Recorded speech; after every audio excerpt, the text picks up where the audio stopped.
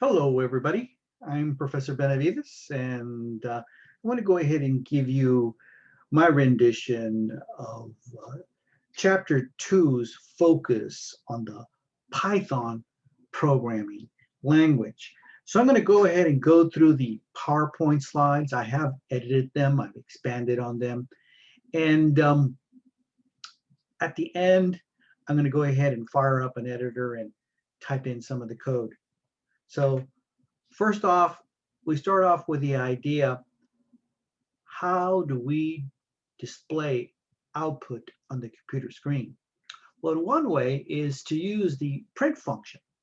Now, the print function displays a line of output, then advances the output cursor to the next line.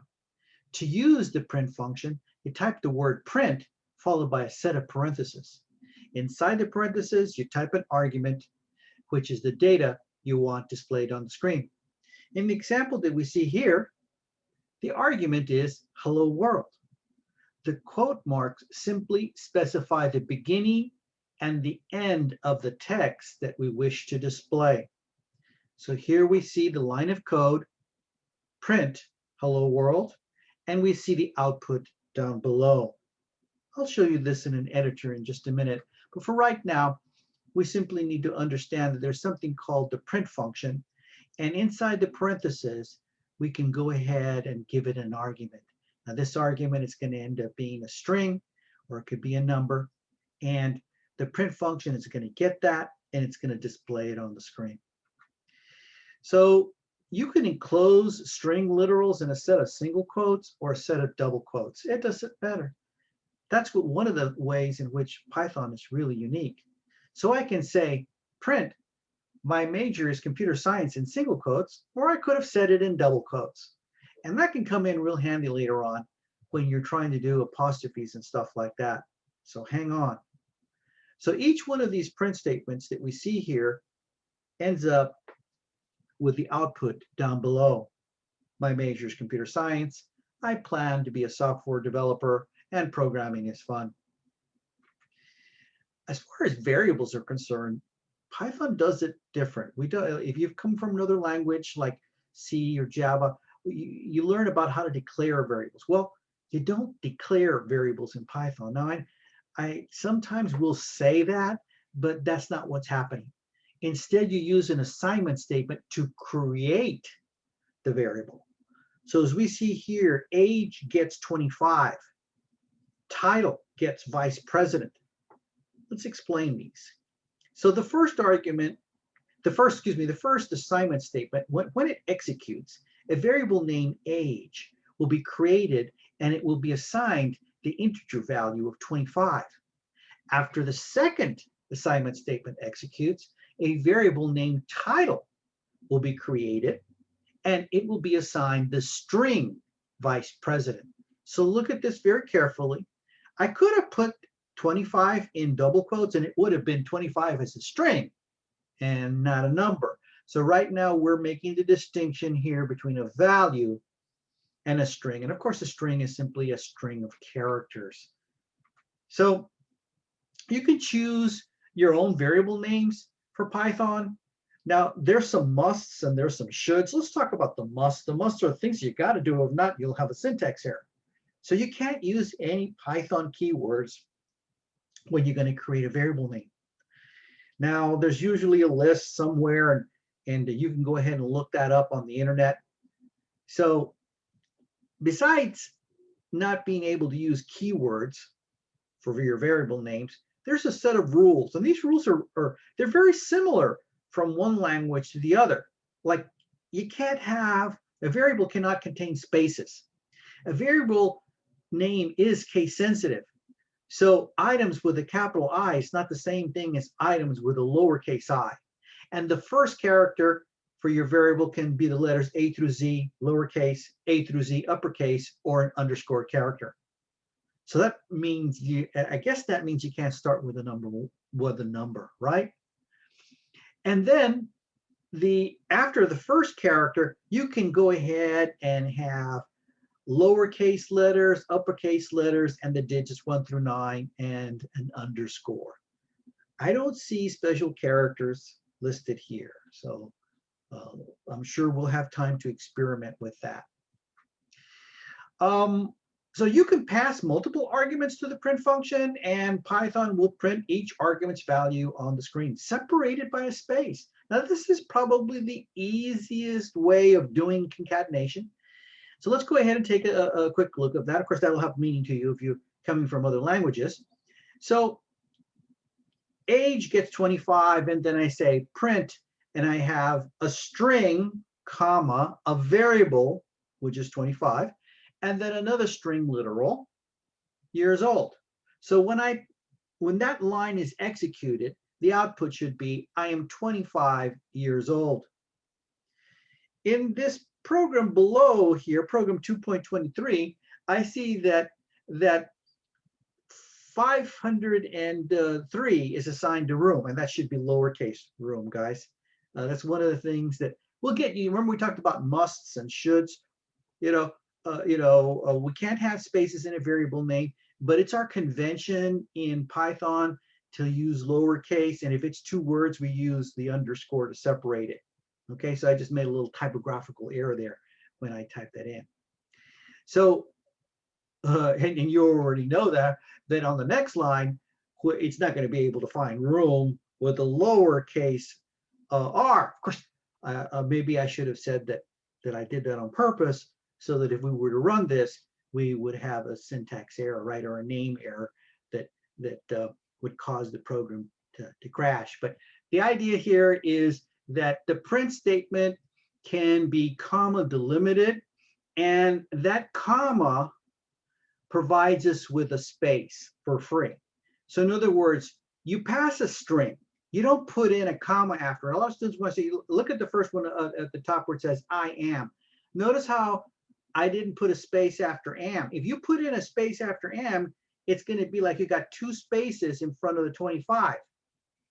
So in the example there, program 2.23, it says the output is going to say, I'm staying in room number 503. Notice how there is no space after the string number. Okay, it simply reads print, and it's comma delimited, and it has a string followed by a comma, and then the variable room. Okay, so the idea here is that the print statement, again, you can pass multiple arguments to the print statement, and Python will print each argument's value in the screen separated by spaces. Now, separated by a space. Now, later on, we're going to learn all kinds of other ways of doing output, but for right now, this is a good start. I know it may seem a little primitive, but we're going to be building on this as time goes on.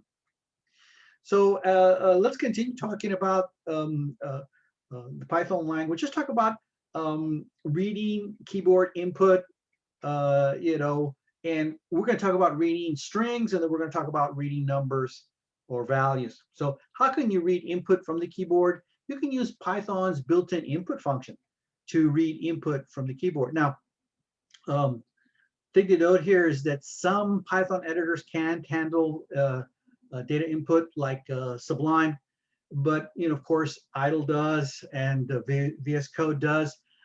In my demo, I'm going to go ahead and use a new to me editor, very simple, and it's called Wing 101, and it's a very simple editor, and hopefully you'll find it useful. So the input function reads a piece of data that has been entered to the keyboard and returns that piece of data as a string back to the program. That's really, really important. So in other words, let me repeat that because it's really important here. So the input function reads a piece of data that has been entered from the keyboard and returns it as a string. You normally use the input function in an assignment statement that follows this general format. Variable gets input, and in parentheses prompt. So in the general format, prompt is the string that is displayed on the screen, and the string's purpose is to instruct the user to enter a value. Variable is the name of the variable that will be referenced, that will reference the data that was entered on the keyboard. So in this example here, name gets input, what is your name? So you could just imagine if you were to execute this on the screen, it would say, what is your name? And notice how I have a space after that question mark. Otherwise, the blinking cursor would be really close to the question mark and it would look a little awkward.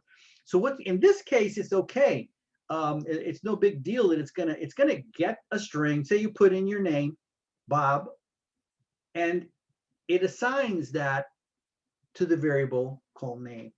That's cool. It's only when we're dealing with numbers that we're gonna have to go an extra step and convert that. So let's continue to talk about this story. So when the input statement executes, the following things happen. The string is displayed on the screen. The program pauses and waits for the user to type something at the keyboard and then press the enter key. So when you press the enter key, that's when it gets that data and it puts it in the variable name. So when the enter key is pressed, the data that was typed in is returned as a string and assigned to the variable. So in this particular example that we see here, the first line says enter your first name. Notice how I've got a colon and a space. And that, when you press enter, it's going to put that into, if you see the example there, if you type in Vinny, it's going to put Vinny into first name. Now that's a properly, that's the convention. First underscore name, that's the way we're supposed to name our variables in Python. We don't go ahead and say first and then capitalize the N, even though you can do it that way. So in other words, remember talking about the difference between shoulds and musts. You know, a must would be, you must not have a space. You can't have variable space name, first space name, because that would be a syntax error. Now, so just because you don't get a syntax error doesn't mean that it's proper, okay? So this is showing you the proper format here, first underscore name, and then we have last underscore name gets input, enter your last name. So then you put in the last name, which would be Brown. So Brown is then stored in last name. And then finally, we have our print statement that says hello. Notice how I don't have a space after the O, comma, the first name is then shown, and then the last name is then shown. Notice how it's the output shows hello Vinny Brown, and there's a space. If you were to go ahead and enter an extra space after hello, it would look like you have two spaces after hello. So you don't have to enter in that extra space. So let's talk about integers now. So the input function always returns the user's input as a string, even if the user enters numeric data. This can be a problem if you want to go ahead and use the value in a math operation. So if you're not going to be using it for math, then it's not a problem. So what happens here is that we got to use some special built-in functions to convert the string to a numeric type. And for our purposes here, we're going to go ahead and convert that string to either a whole number or a floating point number. We do that with the int function and the float function. So basically, if we pass an argument to the int function, it returns an integer. If we pass an argument to the float function, it returns a floating point number. Here in the examples, we see hours get. And notice how we have embedded going on here. We have the input function embedded in the int function. So basically what happens here is the input function occurs first, and it says, imagine it says on the screen, how many hours did you work? Extra space, and you have the blinking cursor, right? When you press enter, it's whatever hours that you put in there, say you enter in 40, that is a string. That has double quotes around it. At that point in time, that 40 with double quotes is then passed to the int function, which then converts that string to a whole number and then stores it in the variable called hours. Okay, so then I go ahead and then have a print statement that says, here is the value that you entered, and have a comma, and then the variable called hours. Now notice how the output is shown after the input statement there below. Now, as far as floating point is concerned, many times referred to as a real number. Same thing here. We're going to have a prompt. That the return from that input is going to then be given as an argument to the float function, which will then get the string and convert it to a floating point and store that value in a variable called pay_rate. Then I go ahead and have a print statement that says, here is the value that you entered. And notice how, I know it's going to be tempting. You're going to want to put a space after that colon, but you don't need it because the comma gives you that space. And so you simply just specify the variable name after the comma. Now notice right here, guys, is that I entered in a 20. I didn't enter in 20.0, but I converted it to a floating point. So when I show it on the screen, it's going to show 20.0. That means that it is definitely a floating point. If it showed as 20, as 20 without the .0, that would mean it's an int. But here I can see very, very clearly that I am dealing with a real number. Okay. And we'll just say real numbers are just floating point numbers. We won't go in and discuss, Rene Descartes' philosophy of real numbers. So we'll just say it's a floating point. All right. So as far as arithmetic operations are concerned, basically the idea is that Python handles can handle addition, subtraction, multiplication, division. Modulus operator is what's left over. And of course, exponential operator, which is 2 asterisk signs together. There are some examples here. If we add the variable called price with tax, we can then assign the return to total. The interesting ones are, like modulus, and I will type these in for you so that you can see them, and it'll be more meaningful to you when we see some real numbers, on here, so we can see what the modulus operator does. The modulus operator is kind of like division, but it only gives you what's left over. Okay.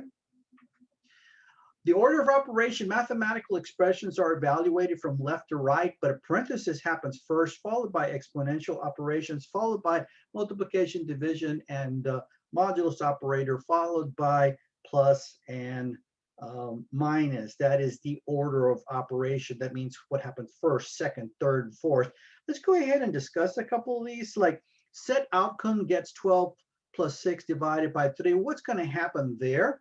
Well, 6 divided by 3 is going to happen first, right? Because that in the order of operation that occurs before plus or minus. Now, what if we wanted in our head, we wanted to add 12 plus 6? We would then have to use the parenthesis to have that occur first to alter the order of operation.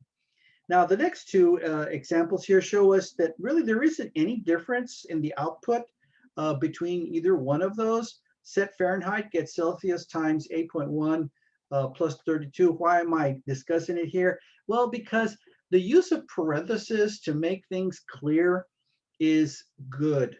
Redundant parentheses can make it clear as to what is actually occurring. Okay, so on that last line, I know if I am really good at my understanding my order of operations, I would know that Celsius is going to be multiplied times 8.1 first, and then I'm going to go ahead and add 32 to it. Okay, and in case you're wondering, yes, it's okay to have Celsius and Fahrenheit as lowercase.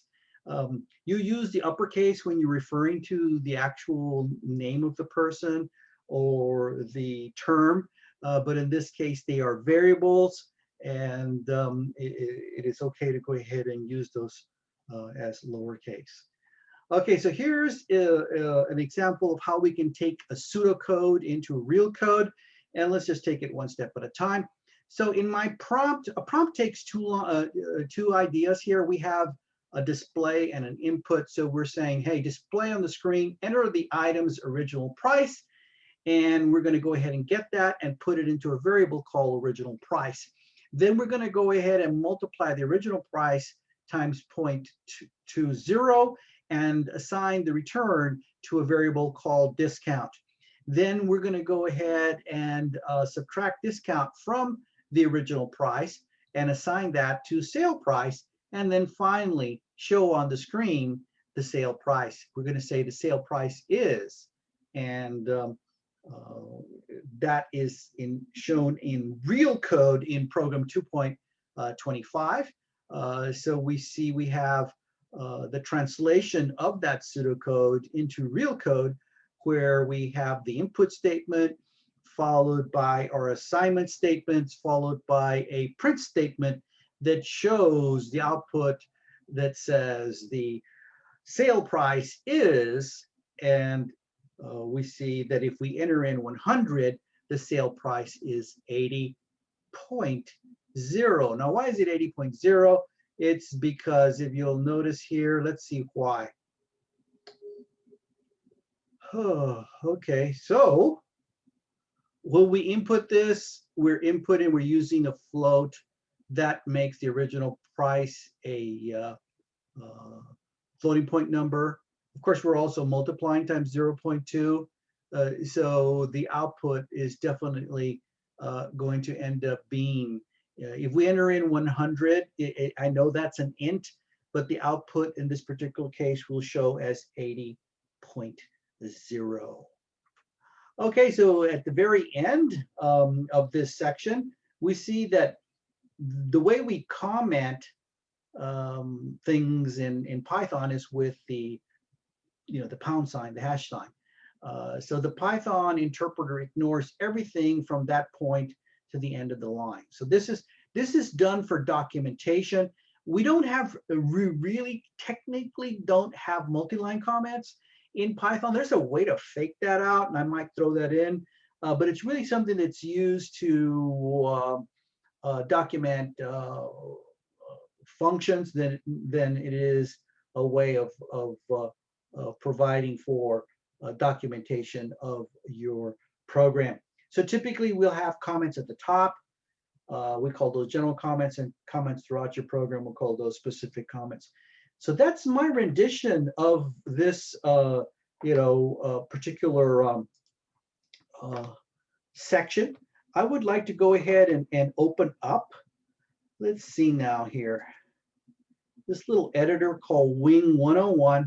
And you can see here, it's a really easy little editor, and some people may say it's too easy, but I'd like to go, if you're interested in it, it's very easy to find on the internet. Just go ahead and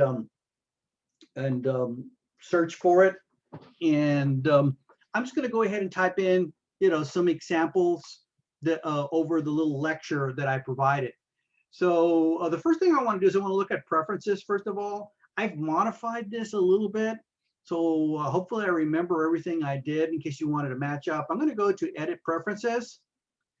And right here in the editor, I'm going to show line numbers.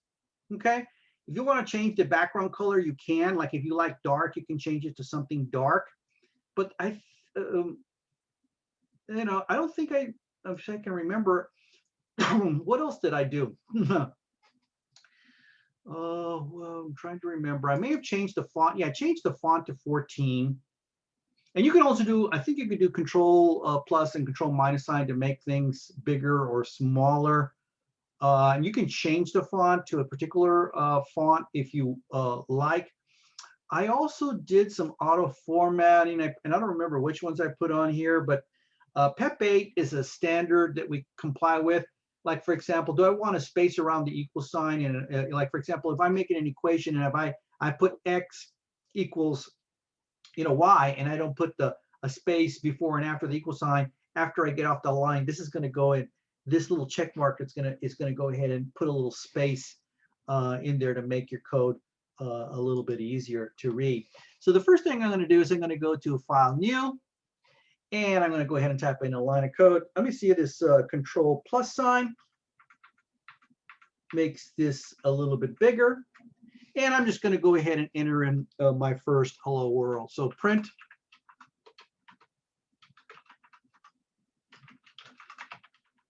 Okay, so I'm going to go ahead and run this by clicking on the run button.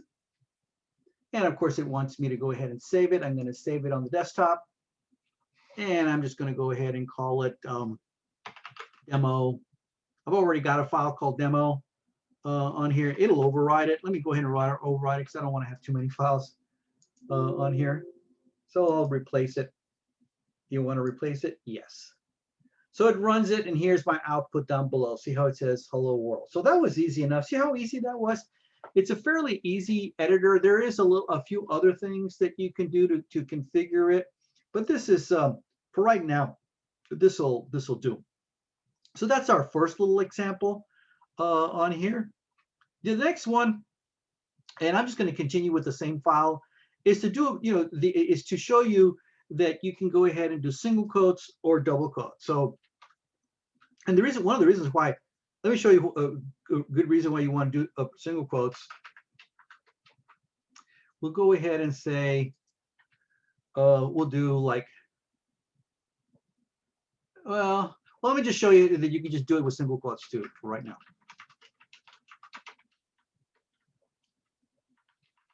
Okay. All right. So, I was going to sort of introduce how you can mix and match them, but later on we're going to talk about escape codes and all that kind of good stuff. So I don't want to jump the gun. So for right now, it's just a simple idea is that you can enclose string literals in a set of single quotes or a set of double quotes, and they really should. They need to match up. It's an easy idea.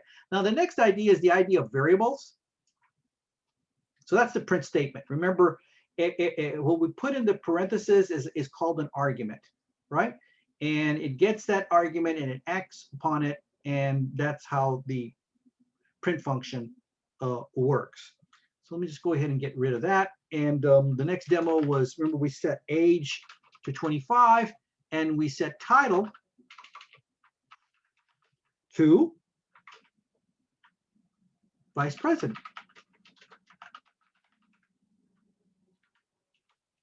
All right, so what happens here is that the value 25 is assigned to age, and the string vice president is assigned to title. It's as easy as that. When we create variable names, remember, you can't use keywords. Keywords are words that mean something special to the language. So you can't, like for example, we haven't covered the language yet, but if you're using certain words to create statements, then obviously you can't use that word in a variable name. Okay, so creating variable names must comply with these rules. You can't start with a number.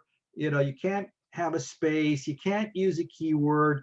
And a lot of these are kind of like consistent from programming language to programming language. So in this case, let me go ahead and elaborate on this right now. So if I want to have a print statement now on here, let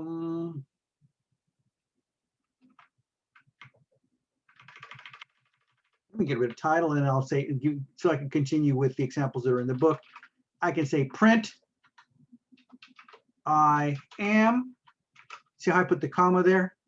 Age, comma, years old. Okay. Now, let me go ahead and run this. And there's my output. I am 25 years old. Now, let me show you what happens if you put in, the temptation would be, maybe it's just me, is to put in the extra space here, right? And an extra space there, so that when you run this, the output looks like I've got too many spaces down here. See the output down over here in the bottom? This is your Python shell, if you didn't get the idea. This is your interpreter, excuse me, right? This is your interpreter. So right here, if I wanted to, I could go ahead and do things like this. I could go ahead and say, print 2 plus 3, and there's my answer, 5.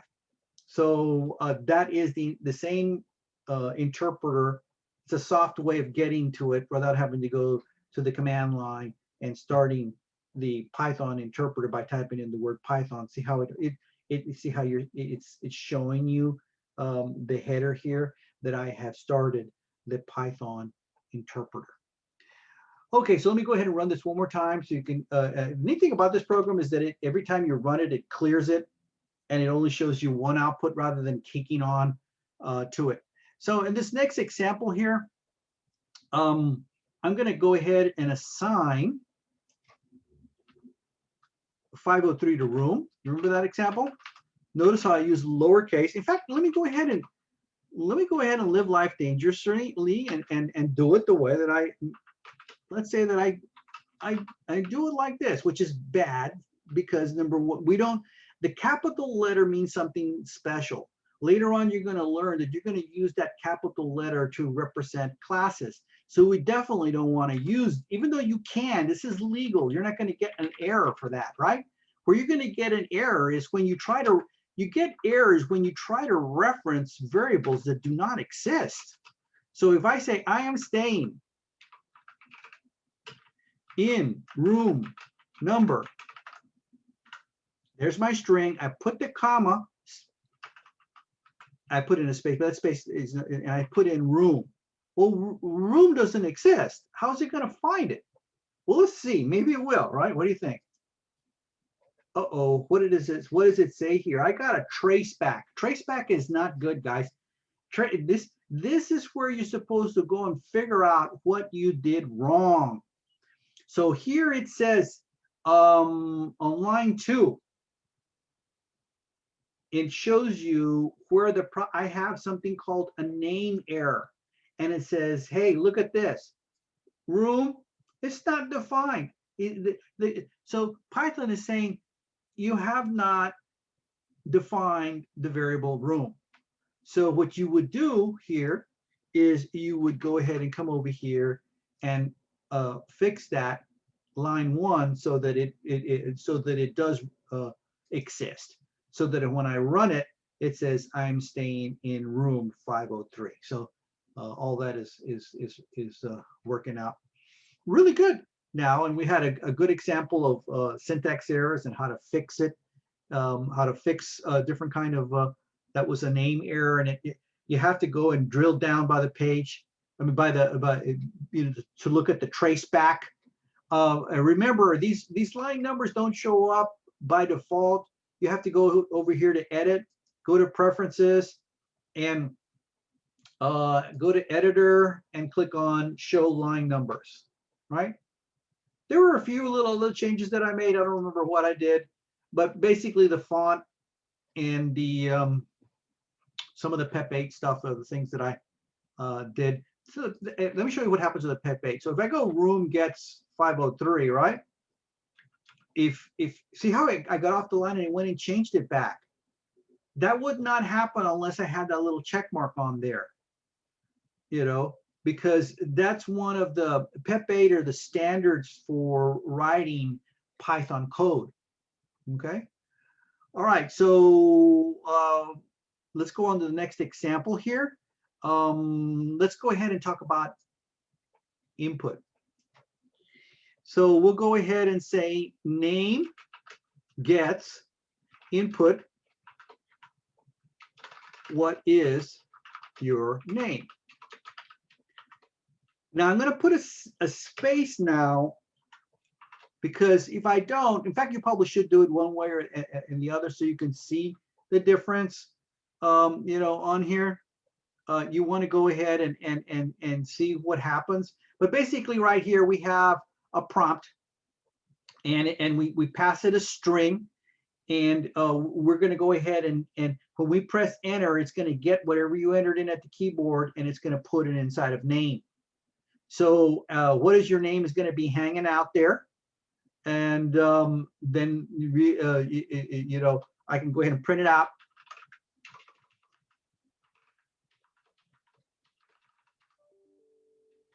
Hello, name. Okay, let me go ahead and run it. What's your name? So it says hello Bob. Okay, very good. Next example was dealing with strings, and it really wasn't much different than this, but I guess I'll do it anyway since we're just starting, we're just learning. We had a first underscore name because I'm showing you the what is your, I guess we would say first name, right? And this is an excellent coding convention, is the use of the underscore. That's the way we type our variable names, or create our variable names in Python. I'm going to do a Control C, come down over here, live life dangerously, go do a Control V, and then I'm going to go ahead over here and say last name, and then over here get rid of that and say last. Okay. So with that, then all I have to do is put in my little print statement and say hello, and then I'm going to put in, first name. Now I can use this up and down arrow thingy, select the variable and press tab. So I just put in, the letter L, use the down arrow key, select that. That can probably help you. Like if you're like a real bad typist, you're probably going to want to select variables from the drop-down list rather than typing it in wrong, because a lot of times people will type things in wrong. So what is your first name? See that blinking cursor? Let me go ahead and show you what happens if you don't have, I was going to show you what happens if you don't have that space. So let me go ahead and do that without a space. See how that the blinking cursor is just stuck right there next to the question mark? It looks bad. So I put in Bob, and then I put in my last name. And Vidas, son of David, they say, right? So that's this next example. So hopefully you will get this into your system here, this compulsion of put it in a space after the question mark, so that when you run it, it looks a lot better. Okay, very good. So that's reading strings. Now, the next thing is the problem of numbers here. If I want to do math, then I'm going to go ahead and need to take it a step further. So let's do a little demo of that. Let's say, and let me do it without the, we're going to be talking about using the int function and the float function, but let me go ahead and try and do it and see what happens if I don't use these. So if I say hours, and I say int, and I could do this in 2 steps. Yeah, let's do this in 2 steps. How many hours did you work?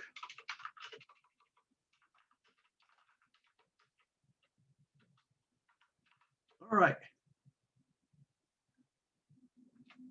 And then you just repeat that back. Now, you really don't need to convert it unless you're going to do math. So let me go ahead and show you this.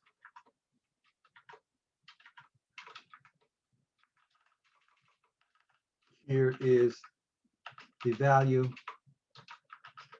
you entered. Colon, right? I'm going to put in the comma and then hours. All right, so let me go ahead and run that.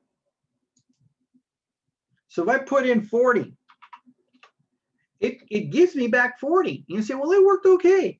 That's because I'm not using it in math, but what if I want to use it in an equation like and then after this, I could say, well, how many hours, what is your hourly rate? And then I can go ahead and then compute the weekly salary, stuff like that.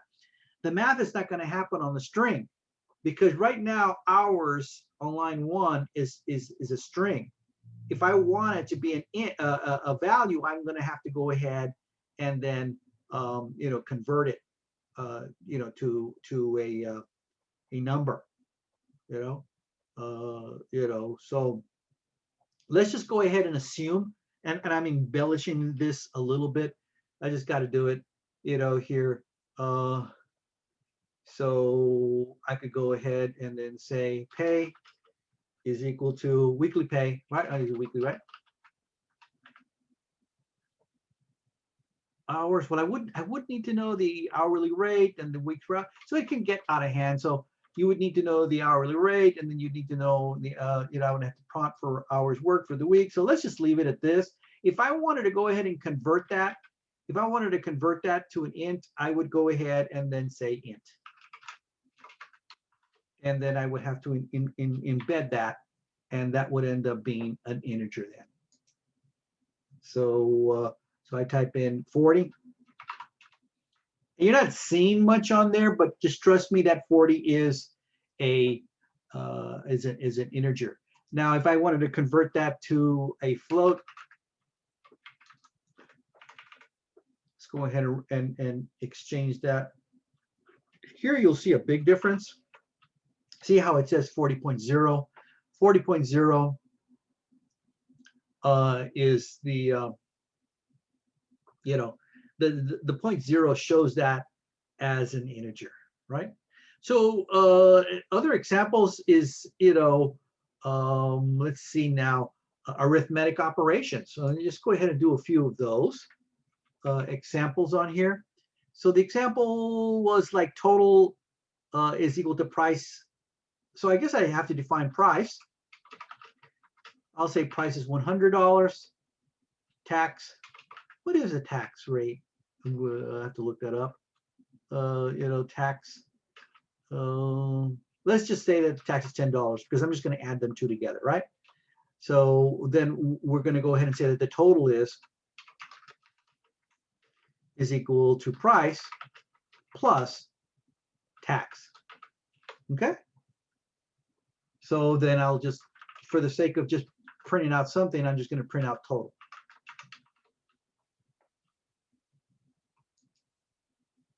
So the total is 110. That works out. Now, instead of doing assignment statements here, I could do an import statement.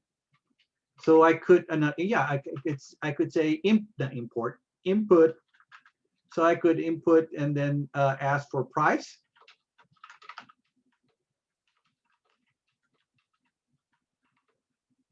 And then input for tax, right? I knew we would have like a tax rate, but for right now, I think this is good enough. We just want to add the two together. This would be a good example to show you how you can add, what's going to happen if I add those two things together. Notice I'm getting a red line, a syntax error, because I didn't close the string. So you've got to close the string on there, and that gets that little red line from going away. It's kind of like Word. You know how in Word, if you misspell a word, you get like a little red squiggly. Well, that's what we're experiencing here. So let's go ahead and do that. So what is price? I'll say 100. Tax is 10. Same old things. Look at that. Why did I get that 100 and then the 10? That's because what happened is that it's a string and it just concatenated them. The plus sign is something that's called concatenation, and it added these two strings together. So how would I make these numbers? I could let's just make them floats. So that would be float. And then I've got to go, I press the N key to go to the very end. And I'm going to do the same thing to the next one on here. You want to know what's going to happen if you try and add a string with a float? Hey, you learn by making mistakes. Let's go ahead and do it, So I go ahead and put in 100. And then I add 10. And now it doesn't, now it's really confused. I've got a type error. I'm going to say, hey, it's saying you can't add or concatenate a float with a string. That's what str is. So you come over here and say, oh, I forgot to put in the float.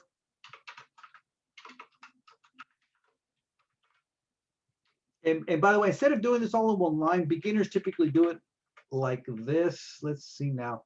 They have the input. And then I know this may seem a little bit too long. They'll say, because tax is a string and you're converting that string to a float and then assigning it back to the same variable. And that's really the same thing as embedding one within the other. Okay, so price is 100, the tax is 100, and it adds it. And notice the output now says 110.0, and everything is working really good. Let's go ahead and do a few more examples of performing calculations. Let's do some of the strange ones. Not strange ones, but new ones.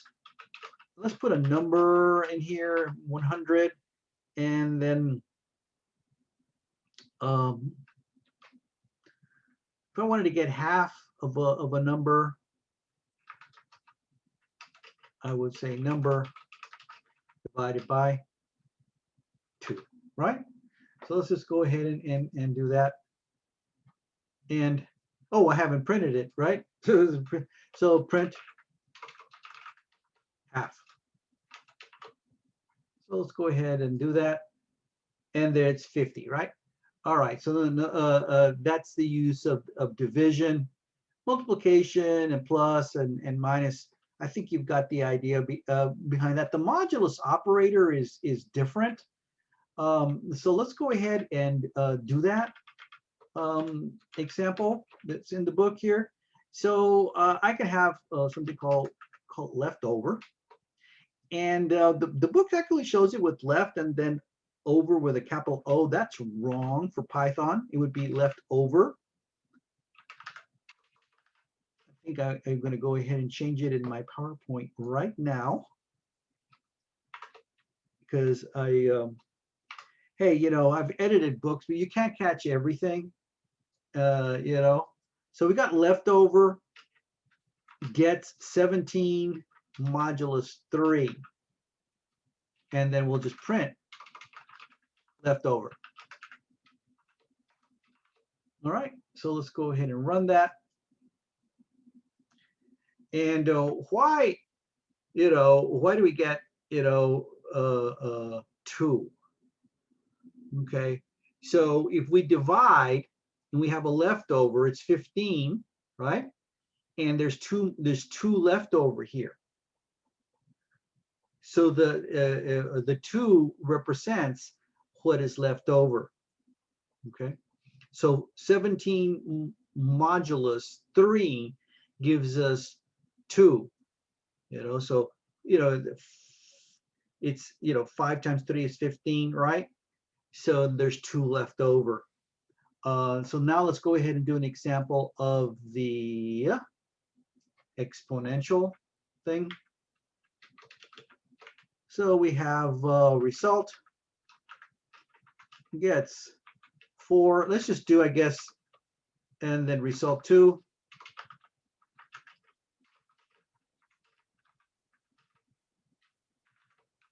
Okay, and then we'll print them.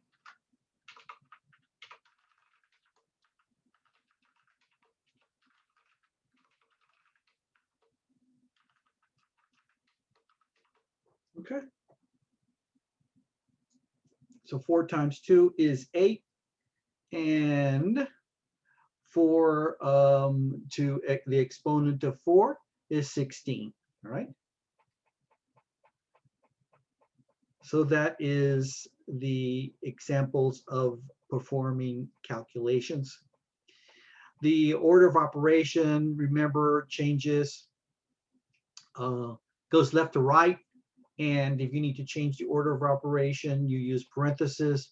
You know, like say, for example, if I have outcome is equal to 12 plus 6 divided by 3, or outcome,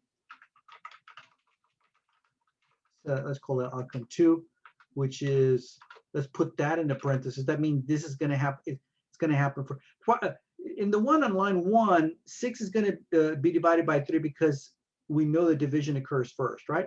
But if I wanted to do 12 plus 6 first, I would have to put that in parentheses, right?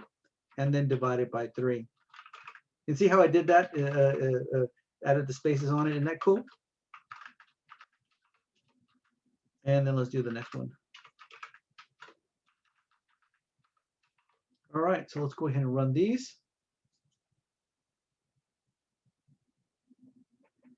Oops, and I've got a, oh, what am I saying? Output. It's got a name error. It says, look, you know, output's not defined. I'm thinking about something else, guys. So this is not output, but outcome, right? The variable name is outcome. Outcome 2. So let's go ahead and run that.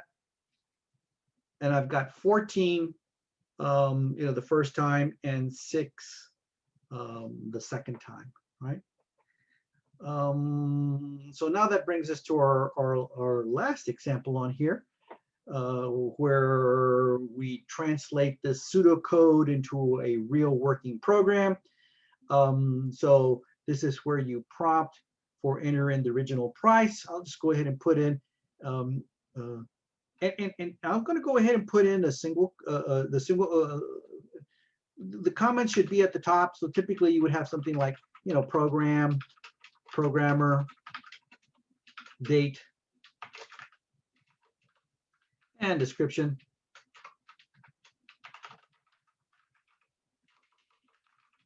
So most books say this is a comment, right? Right, and that does not get run. Now later on, you're probably going to learn something like this, where you could say, where you could go, if you put 3 single quotes or 2 double quotes, or you know,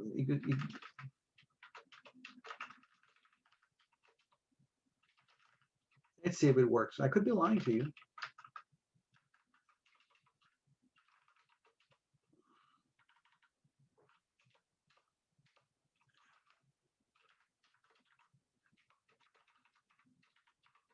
Well, let's see if it works. May not. Yeah, it did. So this is kind of like a cheater's multi-line comment. It's actually used in functions to document the function. So it's not, this is kind of like using something for a different purpose. So for right now, you're going to want to go ahead and do your comments like this, etc. Right? You know, so we'll just go ahead and call this one sales underscore price.py. That's enough documentation for me. You know what I mean? So first thing we're going to do is we're going to go ahead and prompt for the original price. So we'll call the variable original price underscore price. That's the proper way of creating a Python variable. In this case, I'm going to go ahead and use the input function and pass it to a float, to the float function.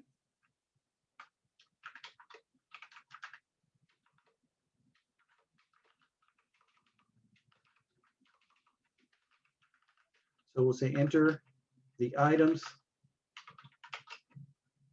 original price.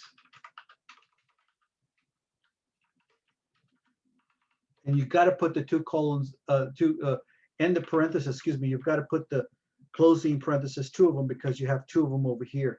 That happens a lot of times if people will put in the wrong number of parentheses. Oh, and this is a great example of, see how I've got the single quote on here? You wouldn't be able to do that if you had a single quote here. If I had a single quote here and a single quote here, it's going to get confused. Let's go ahead and run that. So see how it gets that? You would end up having to do like an escape code. And we haven't talked about those, but that would be something like this. But why would you want to go crazy on code when you can go ahead and just say, you know what, I'm going to go ahead and use an outer double quote, because I know I've got to use a single quote. And that way I don't have to do any crazy extra coding, right? That's the way if there's a simpler way to do it, I think that's the way to go. So we'll say discount gets original price. I'll press the tab key on that to get it in, times. And in this case, we will go ahead and multiply that times that. And then we'll have another expression here.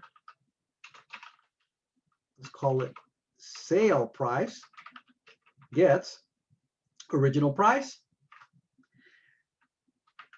See, you use the down arrow, select the variable, press the tab key, minus discount. And if you select from the drop downs, you're going to be a lot better off. I hope the drop downs wasn't something I had that I changed inside of preferences. You may want to double check on that. So the only thing left to do now would then have a print statement. And I'm just looking at my code here. I ended up doing print with the capital. I didn't do it is because I was doing this in Word or in PowerPoint, and when it wants to capitalize the first character. So that's why in the PowerPoint, I just noticed it right now. Let me go ahead and fix it to a lowercase p. Okay, so print, and we'll say the sale price is, and then comma. And notice I don't have a space after is, sales price.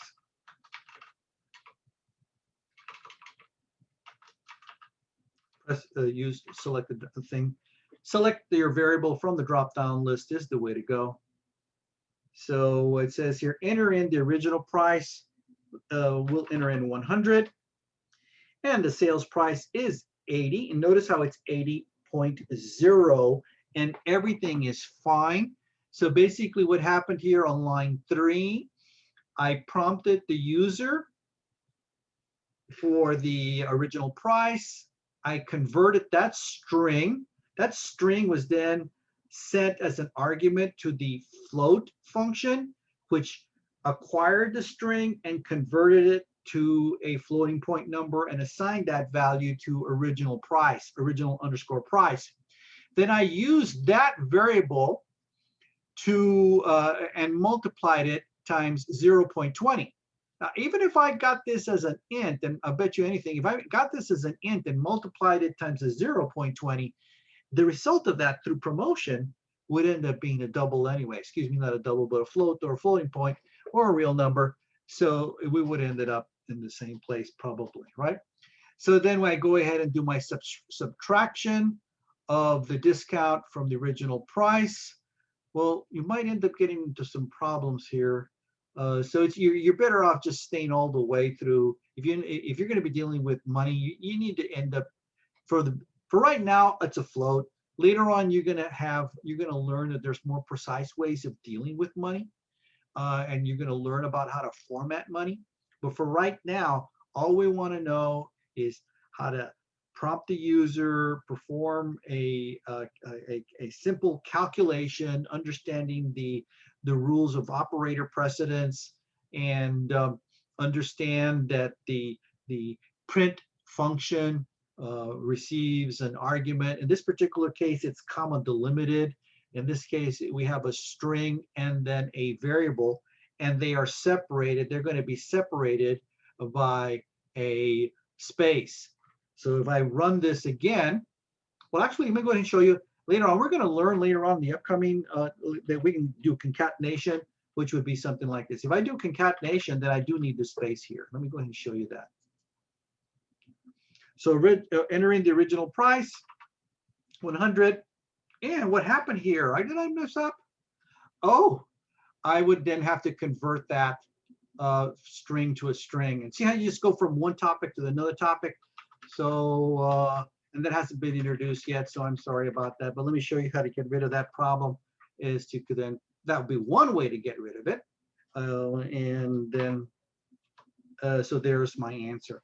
Later on, we'll learn about things like formatted strings and lots of other stuff. But for right now, let me take it back to what you should know, which simply would be the print function used this particular way without the space in the string. So let me enter it in one more time, and we'll close this little session by entering in the 100.